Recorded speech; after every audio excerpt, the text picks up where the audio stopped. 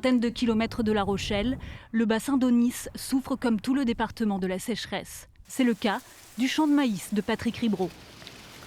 Vous avez vu comment il est grillé déjà? Là, on est comme au 15 septembre. Un champ interdit d'irrigation depuis le 3 mai dernier. Oui, mais voilà, ici l'éleveur céréalier a décidé de passer outre et d'arroser ses parcelles de nuit, malgré l'arrêté préfectoral. On l'a fait pour sauver l'exploitation. Ça n'a pas été fait de gaieté de cœur.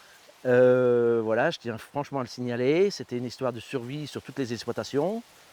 Ça a été une décision collégiale. Ça n'a pas été dicté par la Chambre d'agriculture. Comme lui, 110 agriculteurs membres de l'association des irrigants, dont il est le président, ont choisi de pratiquer des arrosages illégaux.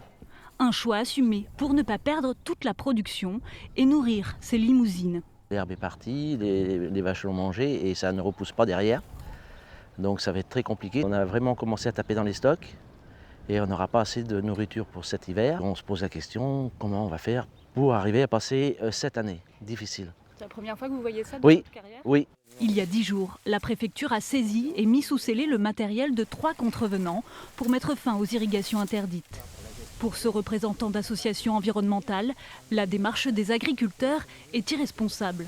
C'est vrai que le comportement d'une minorité d'irrigants et d'une petite minorité ou toute petite minorité des agriculteurs, je pense que ce n'est pas admissible. S'adapter à la crise climatique, il va falloir quand même changer de pratique agricole.